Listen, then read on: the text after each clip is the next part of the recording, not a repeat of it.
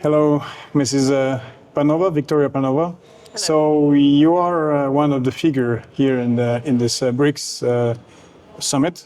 It's not yet the BRICS summit; it's the social BRICS summit, and you are head for the Russian delegation of the Experts Council and the Civil Council. Yeah. So let me explain. There is such a we have a BRICS Expert Council in Russia. And indeed, I'm heading it, but BRICS Expert Council are responsible for coordinating two tracks. So one is expert track, and there was recently in Brazil academic forum, BRICS Academic Forum. It's already a well-established cooperation mechanism. In fact, the first forum took place where even before the summit. It was December 2008, while the first summit took, as you remember, 2009.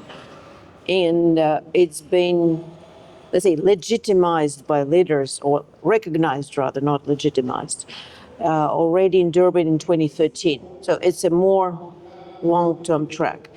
And civil track is a bit newer. We started this process from grassroots in 2015. It was during Russia's chairship back then in BRICS.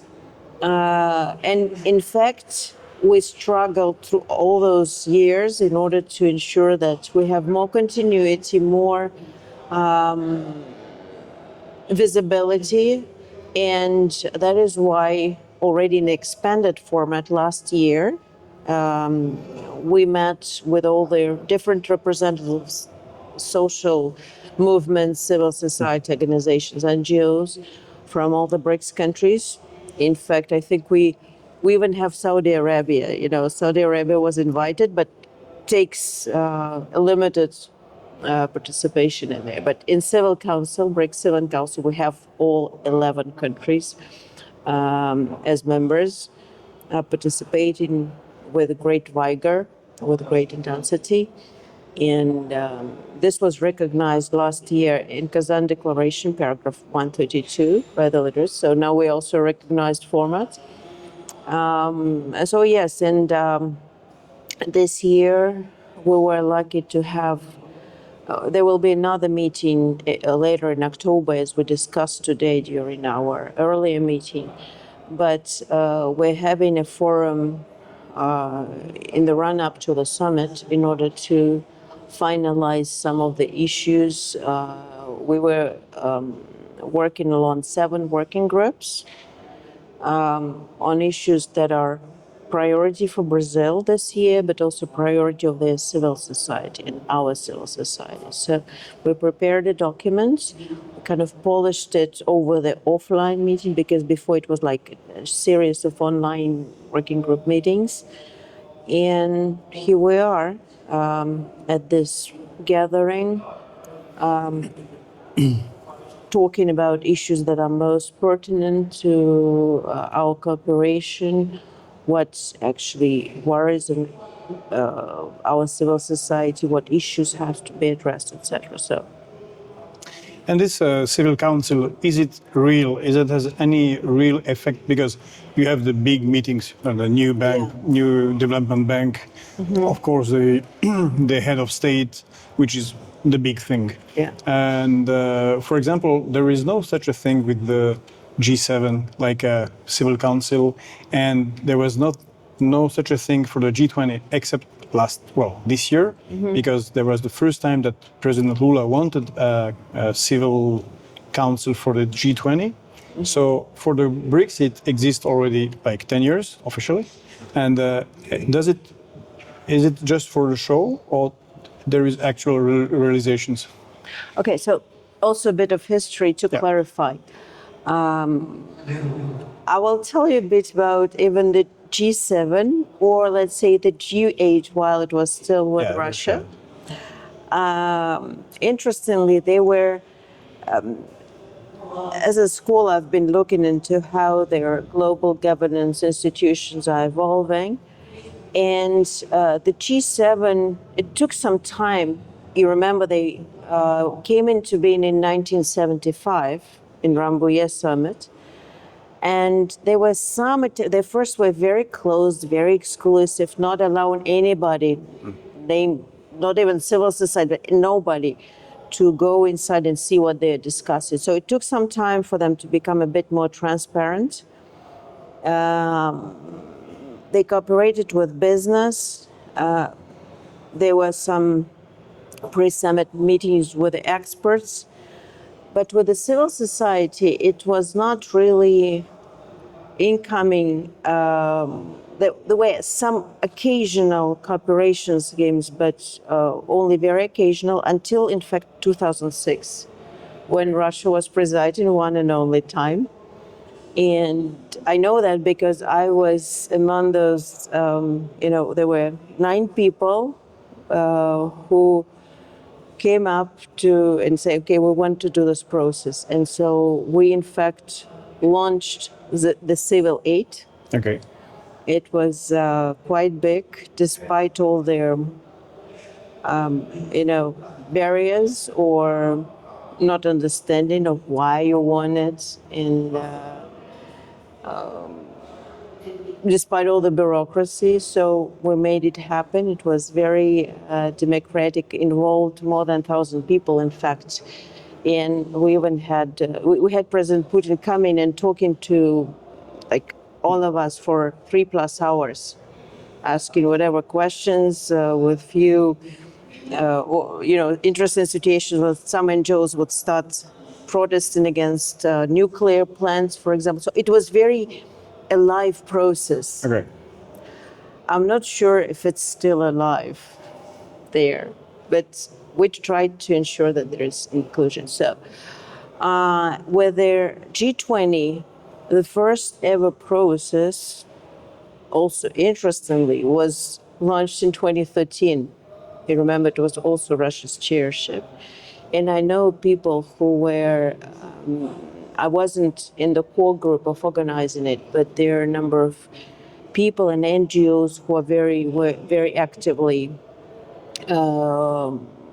posturing and ensuring that this is ongoing.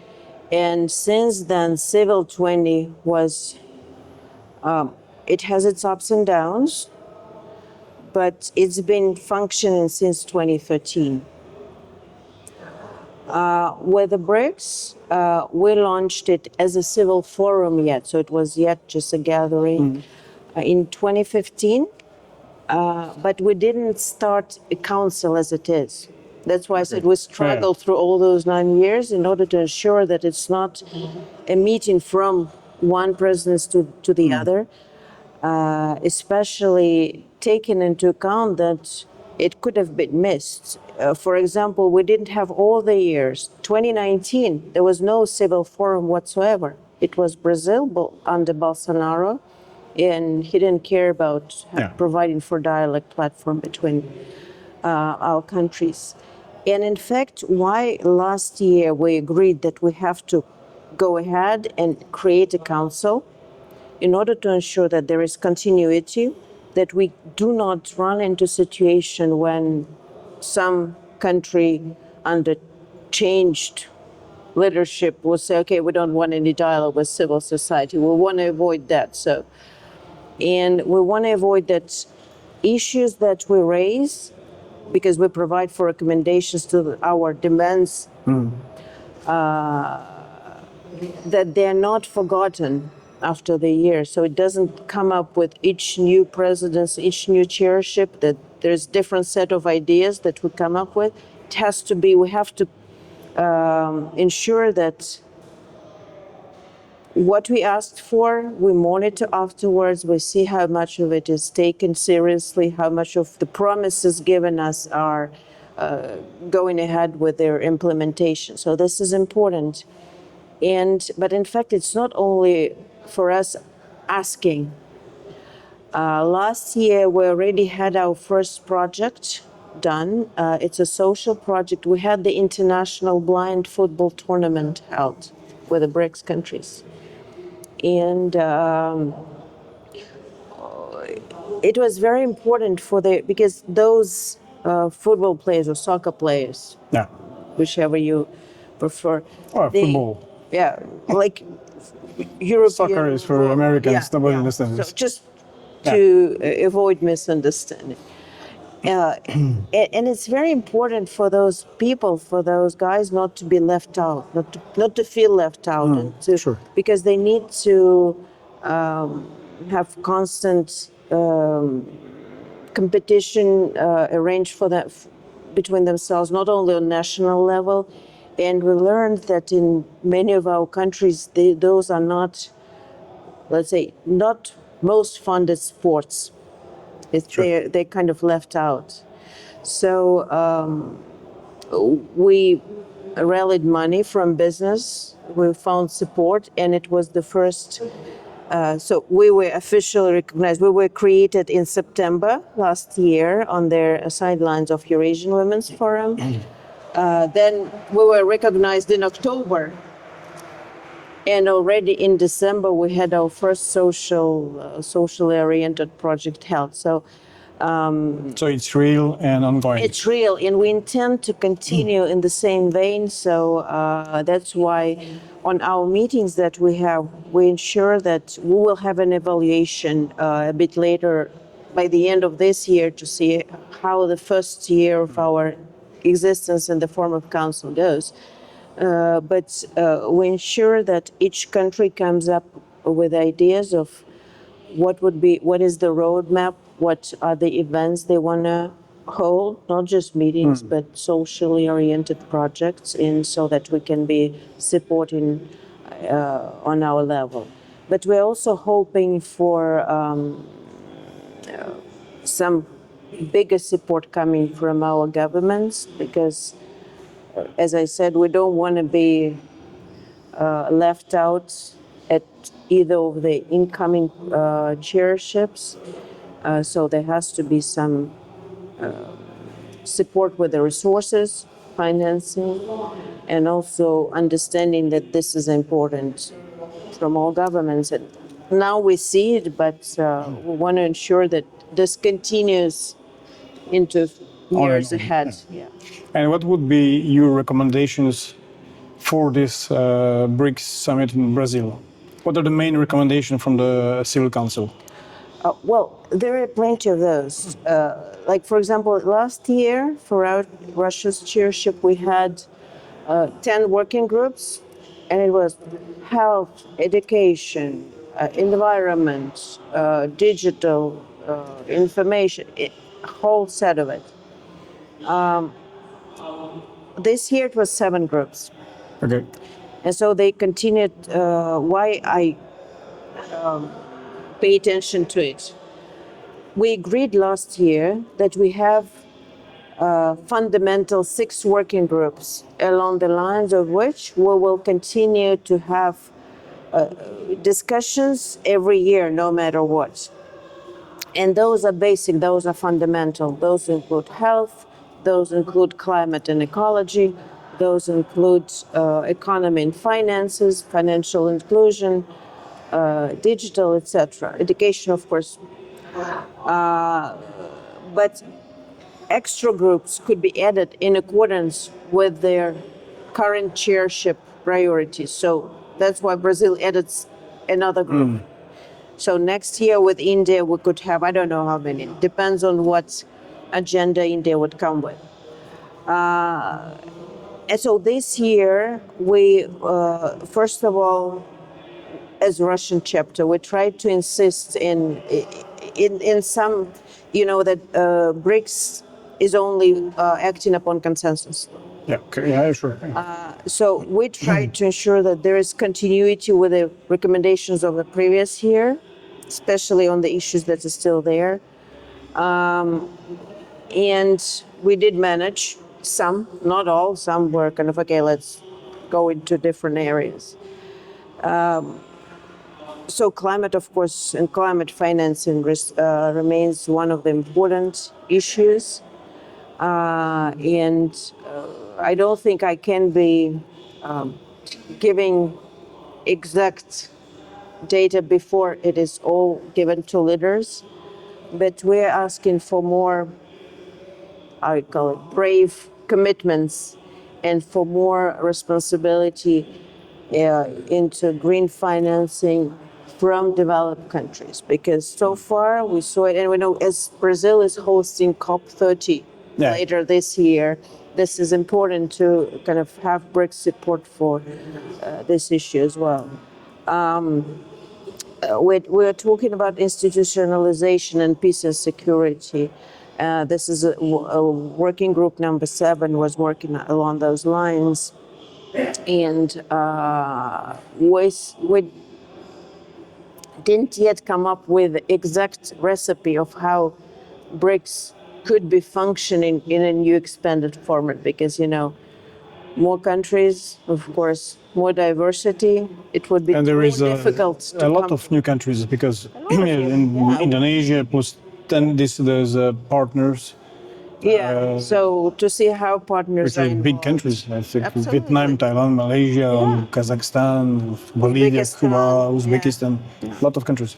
Belarus, So it's more complicated, to work together. So now we're also trying to help out, because I know we know it's such discussions are held on official track, they have those criteria, but we need to ensure that there is efficiency on that. So we have discussions on the civil track, on expert track, elsewhere, to ensure that we don't want to. BRICS is good not as organization, right? It's good non-bureaucratic. And I believe it was Sergei Rybkov-Sharpa who explained it most recently, that having an organization, you start having bureaucracy that after a while starts living a life of its own and pushes its corporate agenda instead of looking into their, providing for equal representation of interests of all the countries. So we want to avoid that, but we do want efficiency, because we have many projects already launched, not only such important ones like NDB or CRA or geological platform or grain exchange. There are many more, and it has to be provided for efficient management. As a more general question, yesterday at the opening of the new Development Bank 10th meeting, President Lula had a very strong speech, and he said that United Nations, he didn't said is dead, but he said it's very weak, important, non-effective. Are the BRICS becoming kind of parallel United Nations? Even if as you said, when there is many countries, always a bureaucracy is complicated because everyone has a different agenda. But is it not becoming somehow a kind of new United Nation? Well, or parallel to it? A couple of years ago, before the expansion took place, I used to say that BRICS now represents the new P5. But I would say this should be interpreted in a different way.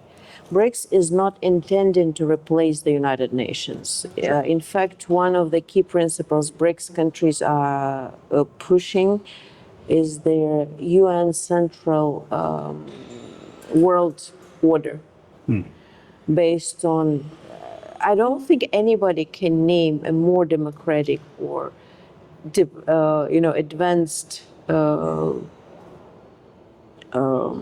set of international laws than UN Charter. It has all the basic principles that are important for all of the countries.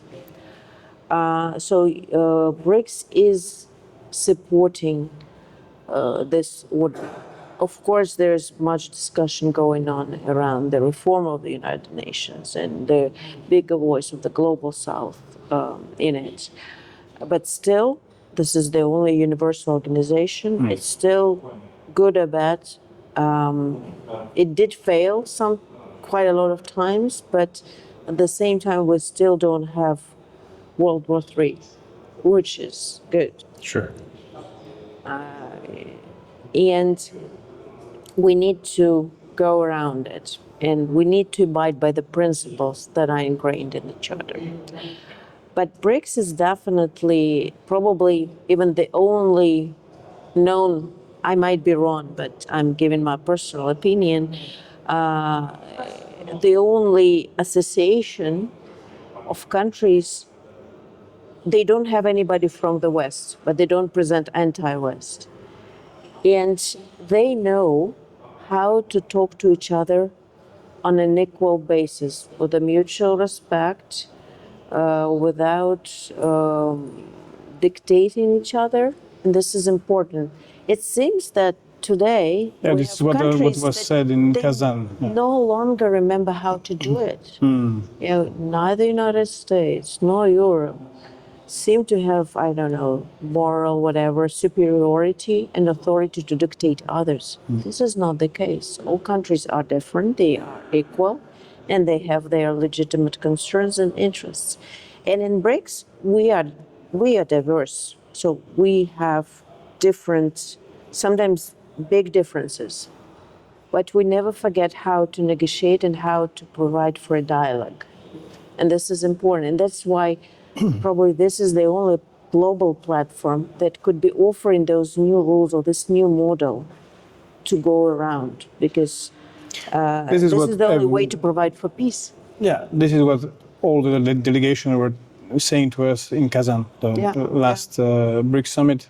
The two main words were respect and sovereignty. Yes. And everything is Respect, sovereignty, built up on consensus. these two pillars. And Yeah. okay, and while we spoke about the West, we're coming from France, and it's very strange. You're a Russian woman, but you're a woman of the world. We speak a lot. You speak a lot of languages. You travel a lot. How do you consider this kind of?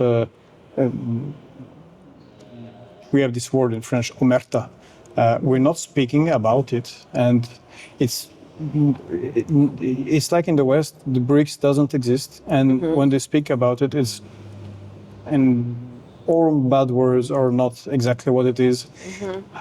What's your feeling about that? Is it the West that is afraid of the BRICS, or they do not understand what it is, or it's the hubris of the former colonial countries that have difficulties to accept that the past colonies becoming stronger?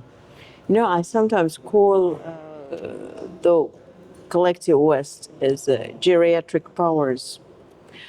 But I try not to say it much because I do have deep respect for people of those countries, for French people, for their culture, their morale, their spirit. It is important. We do define between the governments, the globalist governments at the point, that do not, for some reason, always think about the needs of their own people or interests of their people and the people. And definitely, what I see is that people are lacking information, lacking access to information on what is BRICS. I've heard it in many international gatherings when they were European representatives, and they would also, we know nothing about BRICS, we need to know about it. Because I've been watching from like over the 15 years now, once it started coming into being, all articles that came out was to see, to look into the situation when BRICS, how different they are, how this difference would not allow them to be convergent, to compare them to the G7, which is democratic, same political regime, same approach, and so each article would or commentary would concentrate on those differences and ensure that, okay, it will collapse soon because it has no common ground. But we do have this common ground. And this common ground is in diversity as well, because we have respect for each other, we have respect for the international law, for the UN Charter, we have respect for sovereignty of each other, and for each other's different cultural, civilizational model. And this is important. So I think it would be much and we see what's happening now, how the situation is deteriorating along all fronts, not just geopolitics or security. How economies are getting weaker in countries that used to be a model of social well-being, economic well-being. So probably it is time to let more information space open in order to see that there is another world beyond their flourishing garden. Many people now cite Josep Borrell after he said that there is a flourishing garden and the jungles. So jungles maybe could be safer nowadays than flourishing garden. Maybe it's time to see it.